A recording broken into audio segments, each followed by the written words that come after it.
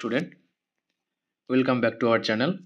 আজকে আমরা ক্লাস 9-এর এ শিপwrecked সেলর এই চ্যাপ্টার থেকে রায় মার্টিন ইংলিশ কোশ্চেন ব্যাংকের 346 নম্বর পেজটা করব। চলো দেখে নেওয়া যাক। তো তার আগে তোমরা সিনটা একটু ভালো করে তোমরা পড়ে নেবে। এটা শিপwrecked সেলর থেকে দিয়েছে, ঠিক আছে?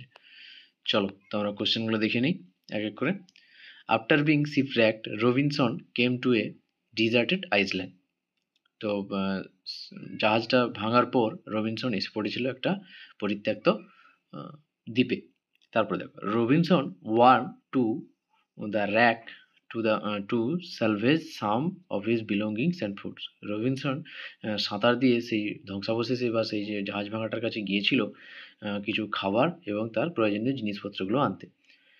তারপর দেখো, ইন দ্য ব্যারেন আইসল্যান্ড, ওই পরিত্যক্ত আইসল্যান্ডে বা দ্বীপে, the thing that was useless to Robinson was money. হ্যাঁ, ওখানে টাকার কোনো দরকার ছিল না, ঠিক আছে? তারপর দেখো, the reason for the shipwrecked Robinson Crusoe suffered from was a হবে এখানে তার কারণটা কী ছিল, ওখানে যে ওইখানে ভুগছিল বা ওইখানে চলে গিয়েছিল, ওর কারণটা কী ছিল? বিদ্যাগের অ্যান্সারটা হবে ভায়োলেন্স স্ট্রম। তারপর দেখো, answer the following question. How did Crusoe land on the shore. কীভাবে ক্রুজ ওই ডাঙাতে ল্যান্ড করেছিল বা ওই মানে কী বলা যায় দ্বীপে ল্যান্ড করেছিল? কী হবে? The Crusoe landed on the shore after being shipwrecked during a violent storm. তো এইখানে অবধি অ্যান্সারটা হয়ে গেল। যদি অ্যাড করতে কেউ চাও তারপরে দেখো, he swam to the shore after the rest of his ship's company drowned. Okay, চলো নেক্সট। চলো 2 নম্বর কোশ্চেনটা দেখো, why did Crusoe call the island of despair. কেন ক্রুজ ওই দ্বীপটাকে আইসল্যান্ড অফ ডিসপায়ার বলেছেন? কেন? দেখো, the Crusoe call the island of despair because he felt alone, scared and hopeless. ঠিক আছে, এখানে অবধি অ্যান্সারটা হয়ে গেল। তারপরে যদি কেউ অ্যাড করতে চাও আর একটু তো he had no food, shelter or help and he thought he might not survive. Okay, তারপরে দেখো, তোমরা একটু পোয়েমটা পড়ে নেবে। এখানে পোয়েমটা যেটা দিয়েছে সেখানে একটা নর্থ শিপ যেটা আছে ওই পোয়েমটা থেকে দেওয়া হয়েছে। তো দেখো, অ্যান্সারগুলো আমরা এক করে দেখবো। The sea over which the third ship was moving was. তো এটা টার্বুলেন্ট অ্যান্ড স্ট্রমি, এটা হবে। তারপর দেখো, টার্বুলেন্ট অ্যান্ড স্ট্রম। তারপর দুইটা দেখো, the decks of the third ship শোন। এটা তোমার দেওয়াই আছে ইসে কবিতায় দেওয়া আছে ফ্রস্টিলিটি। তারপর দেখো ফ্রস্টিলি। তারপর দেখো, the third ship was equipped to go on a long voyage. Okay, see দ্যাটটা। The ship that did not return was the third ship. যে জাহাজটা ফিরে আসেনি সেটা কোন জাহাজটা? তৃতীয় নম্বর জাহাজটা, মানে থার্ড শিপ। তো describe the journey of the third sheep. Answer দিতে বলেছে যে 3 নম্বর যে শিপটা ছিল বা জাহাজটা ছিল তার জার্নি সম্বন্ধে লিখতে বলেছে। তো third ship sailed through the rough and stormy seas and it went far away and never return. তো কখনোই এটা ফিরে আসেনি, অনেক দূর অব্দি চলে গিয়েছিল এবং অমসৃণ আর ঝড়ের মধ্য দিয়ে।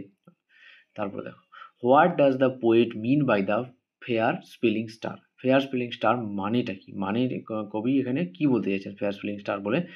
দেখো, fair spelling star means a dangerous or unlucky star that lead the ship into the travel. তো ফেয়ার স্পেলিং স্টার মিনস মানেটা কি? যে একটা ডেঞ্জারাস মানে বিপজ্জনক অ্যান্ড আনলাকি দুর্ভাগ্যজনক স্টার, একটা তারা, that lead the ship into the travel, যেটা জাহাজটাকে কি সমস্যায় বা গভীর সমস্যায় ফেলেছিল। তারপরে দেখো, আনসিনটা তোমরা একটু পড়ে নেবে। এটা ইন্টারন্যাশনাল ফিল্ম ফেস্টিভ্যাল নিয়ে দেওয়া আছে, ঠিক আছে? তো এখানে সেই popular web series panchayat season 2, ঠিক আছে? তারপর পার্টি অফ ফুলস, এই সিনেমাগুলোর নামগুলো তোমরা পাবে। আমরা ডিরেক্ট অ্যান্সারগুলোতে যাবো, ওটা পড়ে নেবে আর আমাকে কমেন্টে জানাবে। আমি ফার্দার যখন ভিডিওগুলো বানাবো সেখানে কি আনসিন পেজগুলোকে কি বাংলায় করে ডেসক্রিপশনে দিয়ে দেবো বা পড়ে দেবো। দেখো, আমরা এখন কোশ্চেন অ্যান্সারগুলো করছি। The first international film festival of Indian was held in the year of 1952, ঠিক আছে? তারপর দেখো IFFI 2023 took place in Kolkata, Mumbai, Sikkim, Goa. এটা গোয়া হবে অ্যান্সারটা। The inaugural film of the festival, Catching Dust, is a British film. ওকে, তারপর the number of award winning film of IFFI কালিদোস্কোপ ওয়াজ 19, এটা 19 হবে অ্যান্সারটা, ঠিক আছে, এটা অ্যান্সারটা দেওয়া হয়নি, 19 হবে এটা।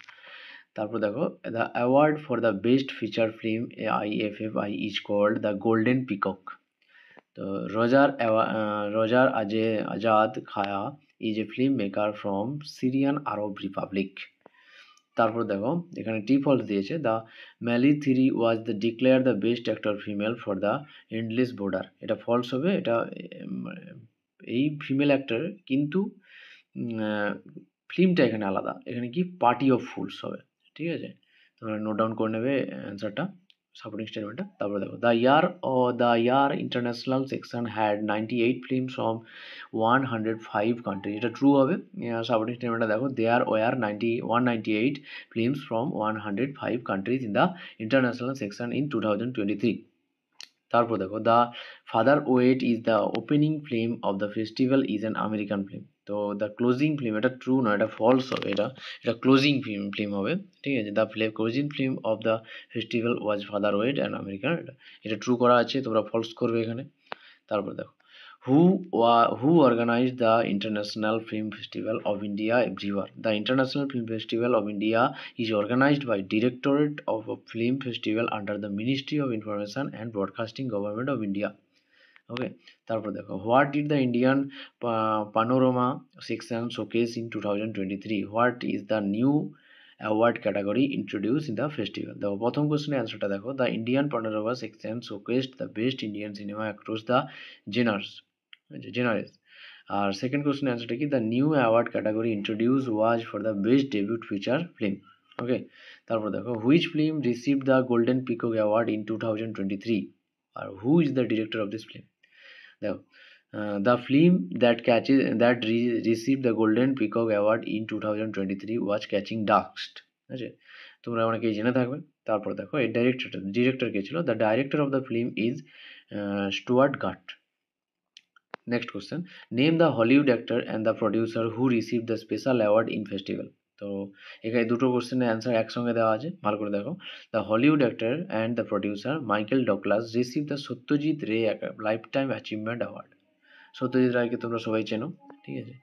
তারপর দেখো 4 নম্বরটা দেখো, হোয়াইল স্পিকিং, এটা স্পিকিং হবে, তো তারপরটা কি, হোয়াইল স্পিকিং দে শ হবে দেয়ার ক্যাপ্টেন লিভিং, ঠিক আছে। তারপর article preposition, no one can deny the importance of history of our civilization. No study the present is complete without a reference to the past. C দাগের অ্যান্সারটা দেখো, জয়েন ইউজিং দ্য আনলেস, তো এখানে unless দিয়ে join করতে বলেছে, you must work hard otherwise you will fail, তো এটা আনলেস দিয়ে যোগ করলে কী হবে, unless you work hard you will fail, ঠিক আছে, যদি না তুমি কষ্ট করো তুমি ব্যর্থ হবে। The lawyer defended his client with dexterity, he lost the case.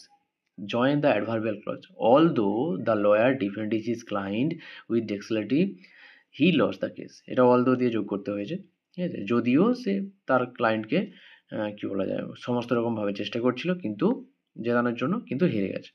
তারপর this is the funniest movie I have ever scene, হ্যাঁ, তাহলে এটা কম্পারেটিভ ডিগ্রি করতে হবে, তাহলে কম্পারেটিভ ডিগ্রি করা মানে আমাদেরকে দেন আনতে হবে, ঠিক আছে।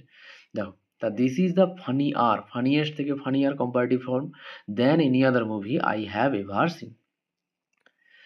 4 নম্বরটা দেখো, old fools surpass all other fools in folly, দেখো মেক ইট নেগেটিভ, এটা শুধুমাত্র নো ফুলস করবে, no fool surpass old fool in folly, okay. তারপর দেখো a little learning is dangerous thing, তো আমরা বাংলায় বলি যে অল্প বিদ্যা ভয়ঙ্করী, এটা মেক ইট কমপ্লেক্স এক্সক্লেমেটারি করতে হবে। দেখো what is dangerous thing a little learning is, লাস্টে এক্সক্লেমেটারি সাইন অবশ্যই দেবে, নাহলে অ্যান্সারটা ভুল হয়ে যাবে। দেখো rain can not be stored for a long in hand, তো এটা চেঞ্জ দ্য ভয়েস করতে হবে, তাহলে এটা প্যাসিভে আছে, আমাদেরকে অ্যাক্টিভে লিখতে হবে, সাধারণত অ্যাক্টিভ থেকে প্যাসিভ করতে হয়, কিন্তু এখানে প্যাসিভ দেওয়া আছে, অ্যাক্টিভ করতে হবে। তো you can not store, your জায়গায় এখানে তোমরা ওয়ান করতে পারো, এনি ওয়ান করতে পারো, যেটা করলে হবে, you can not store rain in hand for long. সাথে একটা দেখো, she says to me are you well, change the mood of narration, তো এটা ন্যারেশন চেঞ্জটা করলে কি হবে, যে এটা প্রেজেন্ট টেন্সে আছে, তাহলে she ask me if I am well, তো 5 নম্বরটা দেখো, gentleman never retreats from what he promise. ঠিক আছে, তো এখানে ড্রস ব্যাক হবে। তারপরে দেখো, send for a doctor please, তো এটা call in a doctor please. ঠিক আছে, তারপরে দেখো, টেম্পারেচার উইল ডিক্রিজ, ডিক্রিজ থেকে কী হবে, গো ডাউন। ঠিক আছে, গো ডাউন। দেখো এবার আনসিন প্যাসেজ থেকে আমাদের এটা খুঁজে বের করে লিখতে হবে, তো ভার্সন থেকে হবে এডিশন।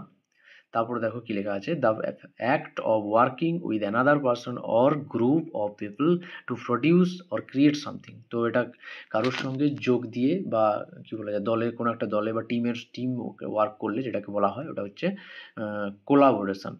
ঠিক আছে, তারপর দেখো ক্লাসটা, এবারে এখানে ক্লাসটা ক্যাটাগরি, যেটা আমরা শিডিউল কাস্ট, জেনারেল কাস্ট, ঠিক আছে, এইটাকে বলা হয় ক্যাটাগরি। তো বিভিন্ন রকমের ক্লাস থাকে, বিভাগ থাকে, সেটা you young plants which have grown from seeds, এটা সিডিং হবে। ঠিক আছে, ইয়ং প্ল্যান্টস মানে যে চারা গাছকে বীজ থেকে যে বাড়ানো হয় ওটাকে সিডিং বলা হয়। ঠিক আছে, আর তোমরা কমেন্টে জানাও যে রাইটিংয়ের পোর্শনগুলো আমি দেবো কিনা। ঠিক আছে, আর যদি কারোর আমি কন্ট্যাক্ট নাম্বার দিয়ে দেবো, যদি কারোর পিডিএফ দরকার হয় আমাকে রিকোয়েস্ট করবে।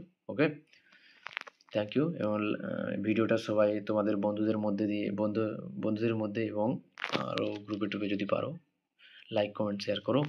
Thank you.